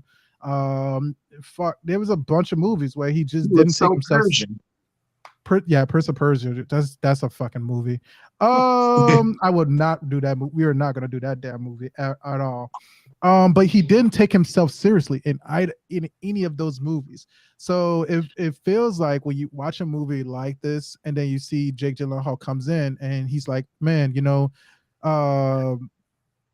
wasn't in The Watch. The Watch was not Jake Gyllenhaal. It's called End of Watch, yeah. But he wasn't in The Watch. He wasn't in The Watch. But we can settle this because luckily we have the internet. The internet. It was End of Watch. End of Watch. The Google machine and I have The Watch. I know The Watch because Watch is my favorite movie. It's one of my favorite movies, and that was one of the movies that I first met Candy with. That is Ben Stiller, Vince Vaughn, your boy, what's his name, Jonah Hill. And then I forgot the other dude name, the British dude who's inside of it. But with that, and history is right. It is End of Watch from 2012, directed by David Ayer. So with that, he jokes a lot. So I didn't get surprised on that. But I do. They had a joke about the Keurig and everything like that, and it just kind of just felt clunky. But I want to say that this film was done all during COVID, so probably that's why it felt like it was just something that was just thrown together. It was one of those few movies they were actually filming in the middle of like pandemic when we were not supposed to be meeting people. Yeah, it's one of those things that I do give the movie credit for, and like Gyllenhaal aside, it's sad that like the Russo brothers also did a movie kind of during the pandemic, The Gray Man, that came out on Netflix. And that movie is very boring. The action is pretty stilted. And it's like, y'all got two of the highest grossing movies of all time. Like, y'all helmed the MCU. Y'all got 4 MCU movies, made tons of money, and this is the best y'all give us. And it's just like, oh, y'all, this isn't interesting. So at the very least, even with the drone shots that Tally mentioned, like, damn, that's like he's actually using them in like a fun way. You get a little nauseous because goddamn they turn a lot, but I do want to give him credit. And I think Gyllenhaal is a very interesting actor when he's in, like, he could be just generic standard handsome white dude in a lot of these movies, but he doesn't, and he does choose to challenge himself and vary. And it's like, oh, he's a traditionally handsome white dude. He can like kind of get by on that. And I think in this movie, like y'all said, it built his craziness and his insanity that built up. It's like, oh, I'm going insane. Like at one point, it's just like, oh, he's going insane. Cool. This is fun. And I do appreciate that. But speaking of the shots, what did y'all think of the LA setting? This movie, again, filmed in LA, very, very during the pandemic. What did y'all think of the setting, and how did you think it represented or showcased the city of Los Angeles? We'll start with Tony. Yeah. I mean, like, I've been to LA. I have family in LA, and like I felt like it was 50-50. I felt like, some of it looked right, but like so much of the film felt like it was under like an orange light or something. Like I just felt like did they like dirty it up a little bit extra for some reason, just kind of give it like that grungy feel, because like all of LA doesn't look like that. And the fact that they really didn't have much struggles with traffic bothered me too. I'm like, it's like, how are you getting through that freeway in that speed? I mean, yeah, you're in an ambulance, but like the first half of the film is like, no, you ain't getting around town like that. And the last half of the film is like, okay, well, that makes sense because you've been on the news and everyone's clearing traffic. So it didn't feel like LA. It just felt like city, like, oh, a big city. I'm like, that feels more right than actually being LA. Okay. Tally, what about you? How do you think the setting played into the movie, and how do you think it was showcased throughout? I feel like they tried. They really tried to showcase LA and, show it off. But with a lot of the way they did a lot of the up shots, going up buildings and everything like that, it was too fast and it was too quick to like really solidify where you were. So like Tony said, it felt just more like just city. It's the basic city. Let's orange it up. Let's dirty it up. I'm surprised they didn't do like the wavery sun at one point, like, oh, it's hot, and it's dirty. So this is LA. Or is that Mexico? So I feel like he tried. He really tried to like show off the city, but it was too fast paced. I got you. I do want to highlight JT just throwing shade at Jake Gyllenhaal. Like, Gyllenhaal, handsome. Think again. All right, so history, not related to the city. Let's talk about the other main lead, Yahya Abdul-Mateen II. I'm glad I'm able to pronounce his name correctly, consistently. He's having, a nice couple of years. He was Black Manta in Aquaman. He was won an Emmy for his work in Watchmen on HBO. Mm-hmm. See, we praise to Warner Brothers properties, and he's now set to also get them checks from Disney by being Wonder Man in some MCU projects. So what did you think of Yahya in this movie, and how do you think he and Gyllenhaal played off of each other? Okay, I'm really a good fan of I'm a big fan of Yahya, but I felt like this was what Nope was to Jordan Poole. Like he hit it out the park with basketball player. No, I'm sorry, Jordan Peele. Jordan Peele.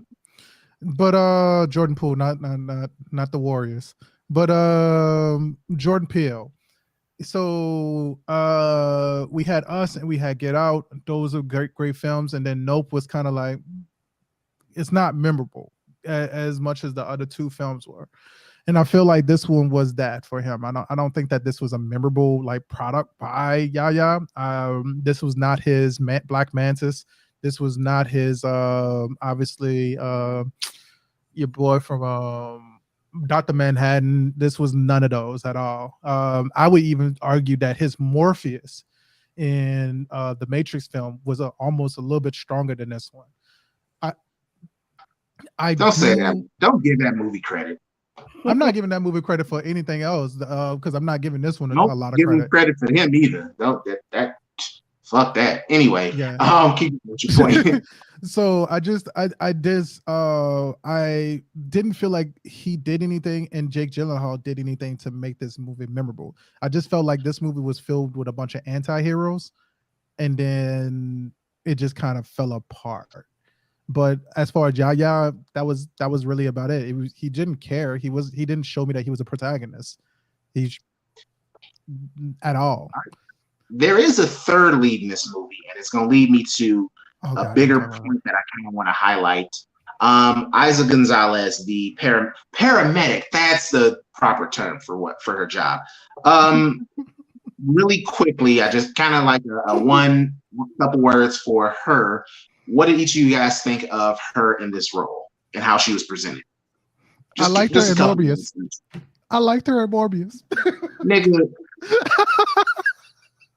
All right, history. We gonna cut you off. I'm gonna ignore you because you keep bringing up movies that raise my No, blood pressure. hold on. Wait, Tony, no, what that about was you? the thing that people kept saying was that she was the same girl in Morbius. But like, other than that, though, like for real, we're gonna talk about Morbius. I don't think that. I think that again, she was one of those characters. It just felt like a bunch of anti-heroes, and it didn't make me really feel like I can fall in love with her character because she failed at those parts, man. She came off. I couldn't support her. She felt like a snitch throughout the whole movie. It didn't really come off as her just being like, "Oh, I'm trying to save this person's life." She felt like a Well, snitch. she is a hostage and is being driven. So yeah, I've kind of snitched too. History, we putting you on timeout for questions. Tony, what about you? Put me on timeout for questions. I'm just saying she felt like a snitch, dog. She felt like Yeah, bro, I'm a hostage. I'm herself. snitching. She got herself in so like she got that situation so fucking like murky. She fucked up a lot of plans for them. But then all to go to the very end of the movie, and this is a spoiler, obviously, to be like, oh no, he was innocent. He was just a victim. We're gonna save his money. Yes. Okay. She's a snitch. She's a snitch. She's yes. Okay. We are gonna argue. We would argue about it. If I'm being held by gunpoint and I got an opportunity to tell, yeah, I'm gonna tell because I want to live. Now, if I see you trying to do good, sure, I'll mention that. But I want to live, so yeah, I'm gonna snitch. Tony, what about she didn't give him no chances at all. For history? Like, you're on timeout. Tony, go right ahead, sir. What did you think of Isaac Gonzalez? Honestly, like if you scope the film and the reality of this is all occurring in roughly like 5 hours or 4 hours, maybe give or take, like it's insane, all the things that happen and all the decisions that she makes. And so it makes sense in that scope of like there's a lot of shock happening to her. There's a lot of, like arguing, like, is Yahya gun, like, is he actually here to help me or here to hurt me? Because half the time he's trying to save everybody, and the other half the time was like, Gyllenhaal's my bro. I'm, ride or die with him. And he's like, okay, so are you with me and not with me? Are you here to help, not help? And so she's fighting herself the entire film. And I like the fact that, again, spoilers, that her growth is not like, oh my God, like night and day growth. Like it's a small thing. It's small things that changed within her to where like she never lost, because she was always kind of like, gray as a character. She's not like, she does her job. This is what her thing is. And at the end of the day, like she still has a little bit of grayness where it's like, there's no good, there's no evil, there's just steps. And then towards the end of it, like, she kind of steps a little more towards the good, which you see in her coming back to the person she saves at the beginning. And so like, I thought that like all the characters in this film had core things that were interesting. And so with her character, like there was enough build that you understand what's going on, but not enough story to appreciate it. So you're like, I was like, okay, that was neat, but like, was it enough?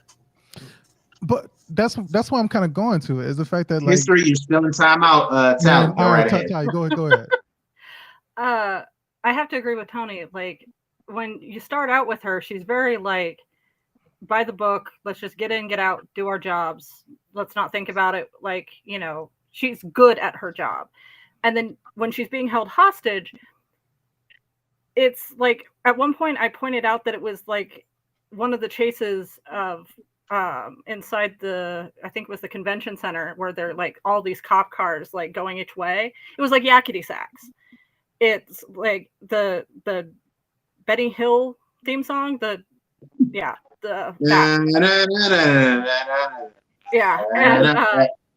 And so for her, this is completely an absurd situation. She has one guy flinging a gun around in her face. She's trying to do her job and just focus on that. And then she's got this other guy that's like, I'll use my blood. You can use mine. But then they're bank robbers. And so she's trying to grasp onto reality and to everything. Keep it like just back to my steps. Let's go back to my steps. But life is happening around her and she's having to deal with it. And these are not good people, but one of them is, and she's just so like up in the air that it's like She just wants to save the fucking guy. Just let me save him. We will deal with reality later. She comes off as barbecue Becky for me. I'm sorry, bro. That. I'm so sorry. It just barbecue. She Becky. don't want to die. Bruh, And you got Jake Gyllenhaal. She did. Wait. You say As that, but all she three did of us- leave out on that dude. She did jump All jet out three that of fucking us are ambulance. pointing out. No, all three of us point out. Oh, Jake Gyllenhaal is losing his mind as this movie goes. Yeah, if I'm a regular ass EMT, bro, why the fuck would I not snitch the second I can when this maniac, who is again losing his goddamn mind throughout the movie? Yeah, I'm a snitch. Now, I see the good brother. I see the black man.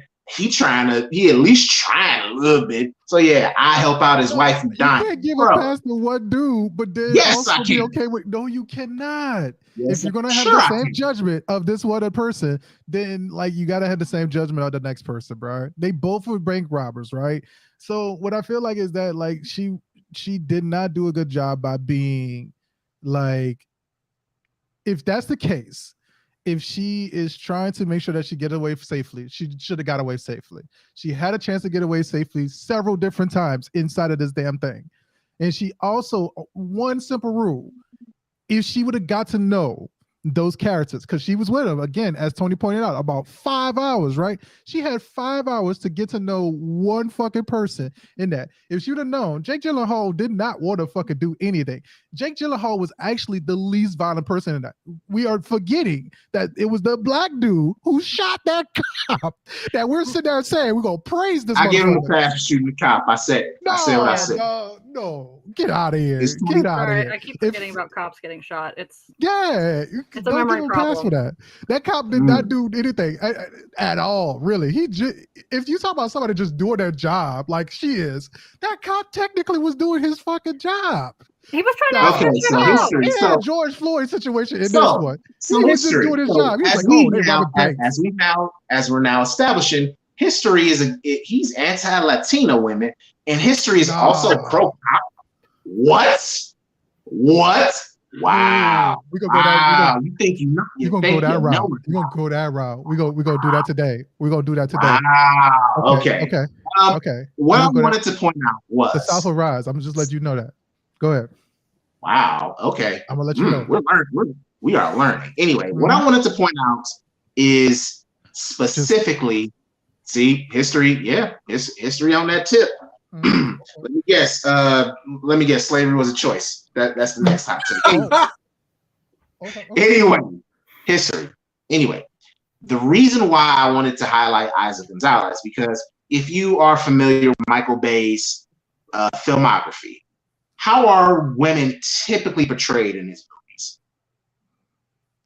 Like, what's one word that you would describe the portrayal of women? One word. Damsel in distress is like damsel in distress women. So like if you think about Armageddon, or like Ben Tony, Affleck. I said one word. What's one word? Like it's building to a bigger point with her and another character. One word that describes. Go ahead. Yeah. Tony, what about you? What's your one word? I would go with misogynistic. Ooh, that survey says that's high up on the board. Tally, what about you? They're one-dimensional. Ding, ding, ding. Wow, we got some good answers. And history, yours was actually really good too. The thing that I noticed in this movie about not just Isaac Gonzalez's character, but also the FBI director who knew Jake Gyllenhaal from college, played by Kieran O'Donnell, Anson Clark.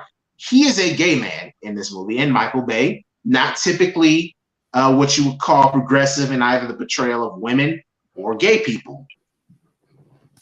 You see this gay man in therapy, it's just a couple in therapy. They're not played up as like extra flamboyant. They're not played up for anything other than being a couple in therapy. And with the paramedic, with Cam, she's not played up as a sex object. She's not played up as helpless. She is in a very tough situation, but she is almost borderline shown in a respectful and even, I would say, I kind of admire you way from Michael Bay. he don't really do that with women. If you think back to the Transformer movies, how you remember Megan Fox in them. One of the first things Megan Fox bent over fixing the car. You think of old girl from 3. She had like 2 different names. She was the replacement, who was basically meat in that movie. She's not really shown as I want to, like, as you must fuck this girl. She's shown as someone doing her job, trying to not die. And I think now, like, this is a low bar for any director to have to show gay people as, you know, normal, regular folk, and to show a woman who's not just there to be fucked by everyone. I would say that is what you could call a little bit of progress. Now, that don't balance out and that don't outweigh any of the other portrayals of women, but I do think, hey, for Michael Bay, that's actually not bad. And I do think every once in a while you gotta portray that. Like the FBI agent was not a gay token, and she wasn't, like, again, she's portrayed as someone doing their job. That's just me. That's just the perspective that I pointed that out. Now, as far as the action in this movie, what would you say is the most standout action scene? We'll start off with you, History. What would you say is the most, like, standout, oh, that shit was cool action scene in this movie? The actual gunfight at the end of the show movie was pretty dope. I would say that would be the best one. The actual, like, back to back kind of brother experiences usually always could. It's also it definitely did remind me of the actual original Bad Boys, is the fact of that we're on this heliport and then we're just kind of going and getting up and realizing, like, oh, the bad guy is about to get away. That felt fucking good, especially when we seen with the Jake Gyllenhaal and then the final scene with yeah as well. I would say that would be definitely mine. Other than that, yeah, that would be my standout. All right, Sally, what about you? What's a standout action scene that you were like, oh, it's pretty damn cool? I liked it when they sent the car full of explosives towards the cops. Like, I know it's not very actiony, but I enjoyed it that the cops were like, yeah, blow it up. Oh shit, it's a trap. Oh shit, it's a trap. So that got my attention. I enjoyed that. Yes. What about you, Tony? Bring us home on the action of this movie. What's the scene that you're like, I kind of like that. I fucks with that. You know, like the car chases dragged on, and so, like, really, like, you know, the 2 big ones were already taken. The one at the cartel or the Poppy's house or whatever that was. Like, I liked how that ended with, you know, I mean, again, spoilers, with Yaya's character getting shot on accident.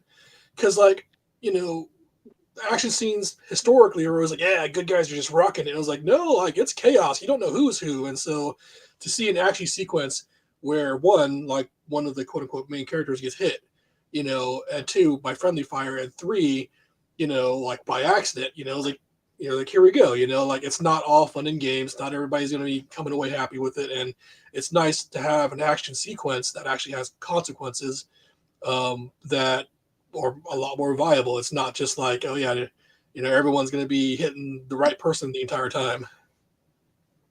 Mm-hmm. So now, another thing that Michael Bay always does like to put in his movies is comedy. Now, some of it can be good. I think Will Smith and Martin Lawrence, they play off of each other well. Sean Connery and Nick Cage in The Rock, they played off of each other well. Were there any scenes in this movie where you had some actual genuine laughs? We'll start off with you, Sally. I laughed out, like, literally out loud at the line, well, that's some white people shit. Because it really, really, really was.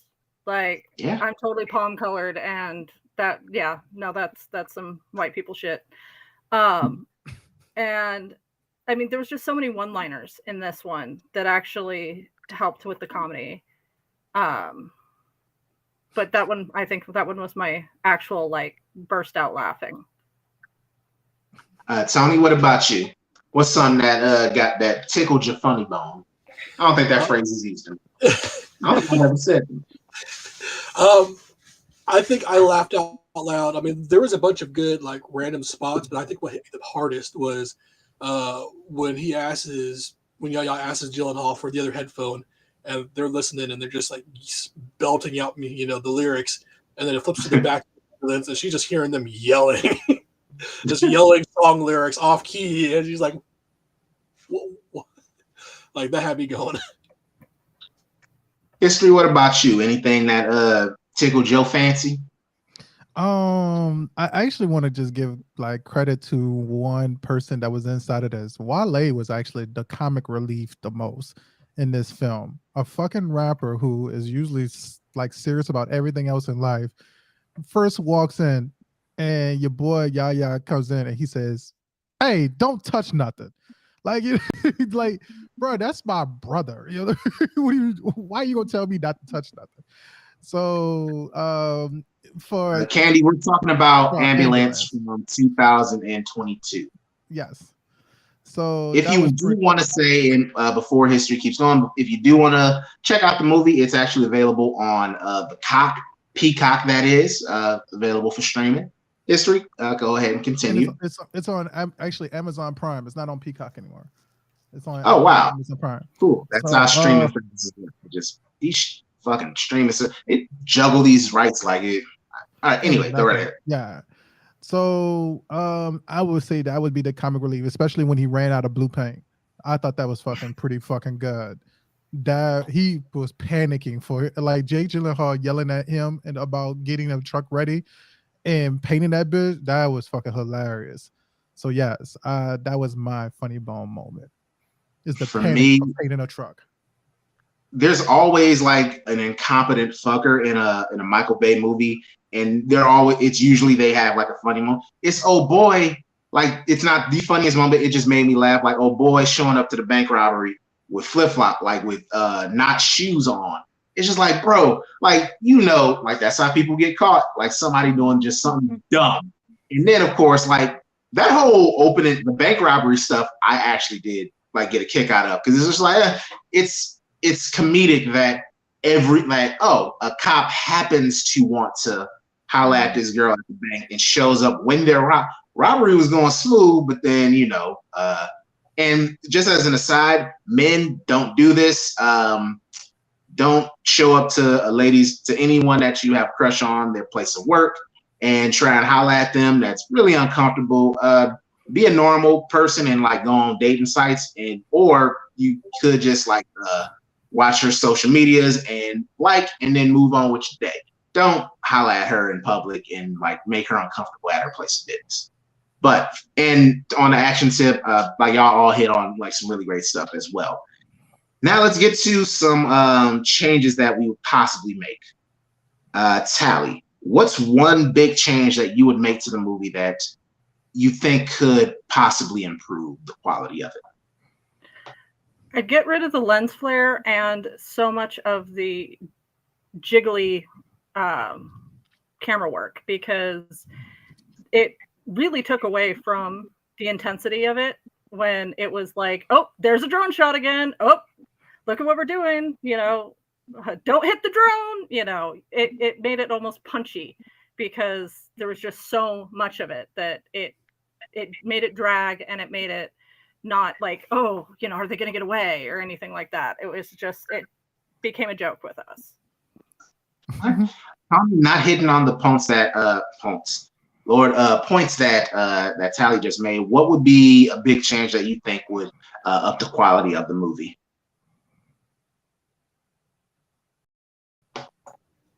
Oh, me? I'm sorry.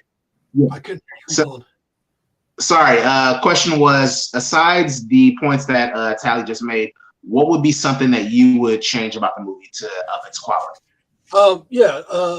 I'd say score placement. Like there were just moments where music would have done much better in some of like the weird long silent scenes, explosion scenes, fight sequences, where it's just like, you know, like they could have used the song that they were playing and singing out loud to in other scenes to where it's like, you know, like this would have been a great moment here, or just, you know, something more than just like slow motion explosions. They could have had a good amount of music play, like the fight sequence in Poppy's building.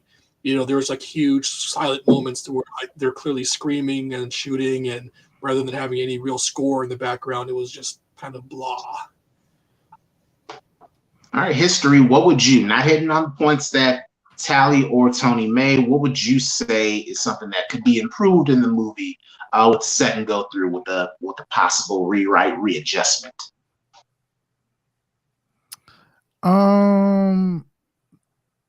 My one big one was I would have made Yahya Abdul Mateen be the actual son of the guy, and then Jake Gyllenhaal be the one that's adopted.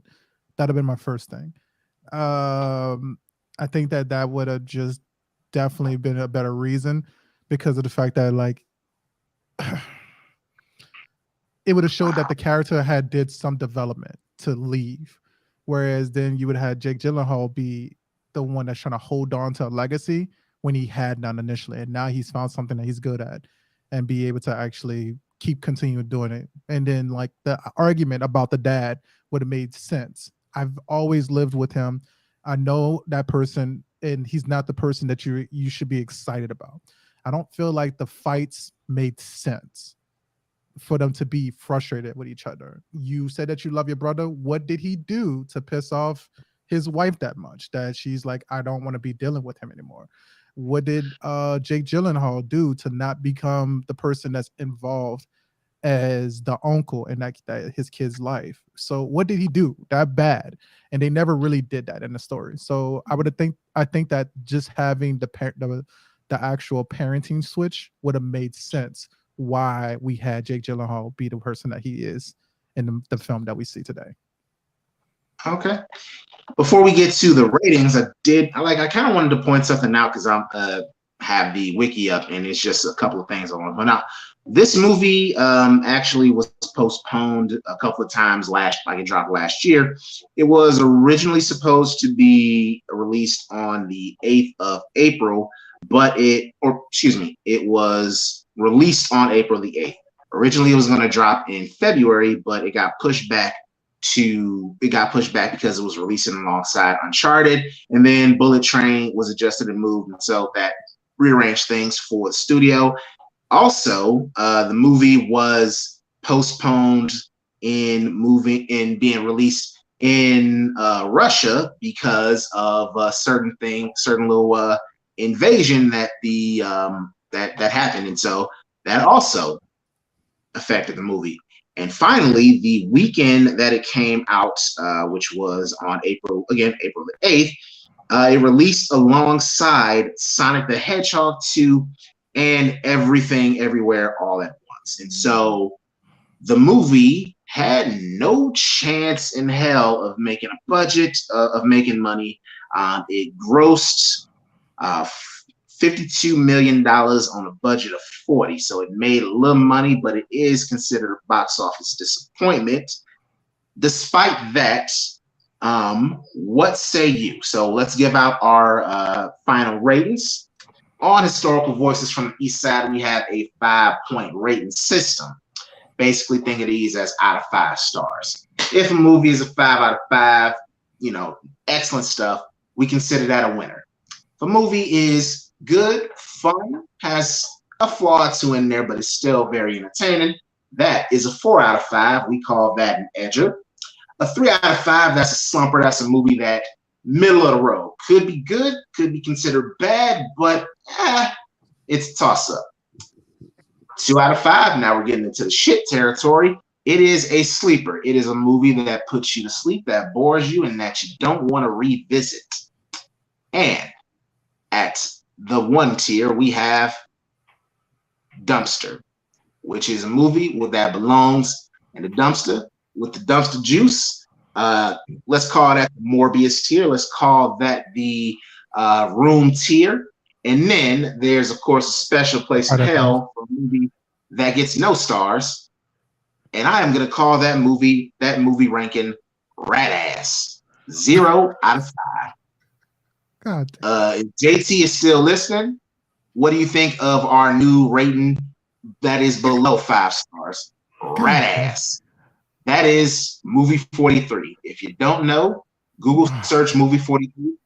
Don't watch it, but you'll understand why that is a 0 out of 5. It is 100% rat ass, like Slippy Johnson coat. So, Bruh, all that being said, gave me my favorite quote, dog. Go ahead. all that being said, Tally, what say you about Michael Bay's 2022 action heist film, Amalam? 2. Ooh, it is a damn. sleeper territory for Tally. Yep. What? Yeah, can you give us a little more thought? So much of it was dragging that I actually was on my phone for some of it, and I don't like doing that. Unless I've seen something before, especially if I'm reviewing it, I do not ignore the movie, and I was so like whatever, and just got on my phone and would listen and then like look up when something interesting was happening, and that's about it. And I was kind of mad at you guys for making me watch it. The movement one. I know we all have our opinions. Everybody has an opinion. Like the assholes, they all stink. However, no. That's just factually incorrect. Now, while I agree with that, JT, and I do appreciate Kia saying that dumpster juice, Rat Ass has a nice ring to it. I think Rat Ass, it has a nice ring to it. I mean, but if you think about it, dumpster juice probably has some rat ass in it. Anyway, Tony, what say you about Amalam from 2022? What is your ranking? You're putting me in a hard spot because like I don't want to watch it again. So I don't want to give it a 3. Oh my but God. like I didn't think it was trash, so like I don't think it deserves a 2. You know, but like if I had to lean from one side or the other, I'd say 3 stars.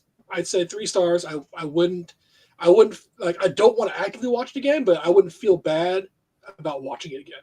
Because like there was some interesting things and there was some character development and some, you know, emotional aspects of it. And so I thought the core of it was good. I just think that the way that it was, you know, done needed a lot of work. Okay. History, Right. My man. What say you? What's your Amalam? Bro, you killing me with this Amalan thing, bro. You're not even saying the full word, dog. this is fucking killing me. I was gonna say ambulance at some point, but nah, let's keep the bit going. I also hope they just keep getting worse, like, you know, towards the end of it, like Labadai. Like it becomes an audible sound. What do you think? What do you think, history? Well, I'm going to ask you a simple question because I know you got to get off in a second. Really quickly, how many times have y'all seen this movie before you seen it for the review? Once. Oh, before the review? Yes. None. We watched it strictly to review it with you guys.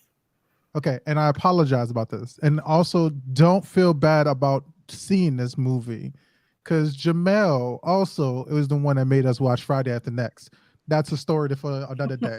But with that, we're gonna call a spade on this one.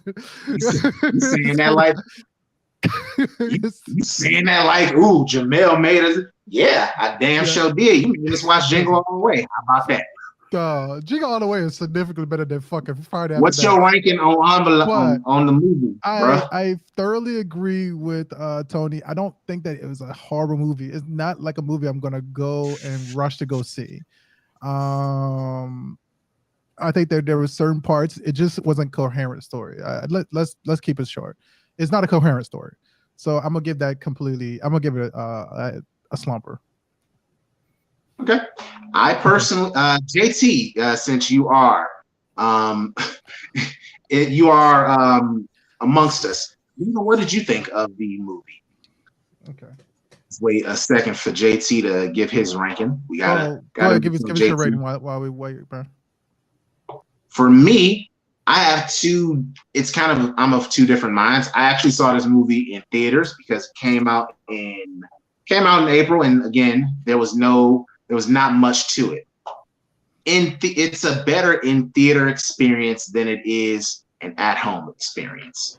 Yeah. And the movie, for me in the theater, the movie wasn't edger because, like, even though again made me a little sick with some of the drone shots, that like it's actually there's some cool shots in the movie. The performances, especially crazy ass Jake Gyllenhaal, that's cool. Like it was cool. At home, movie moves into that slumper territory because again, I like my TV's good, but it's not screen quality, and then more of the shortcomings of the movie come up. I do feel this movie, it is 136 minutes, so that's 2 hours 16 minutes. That is about 40 minutes too long.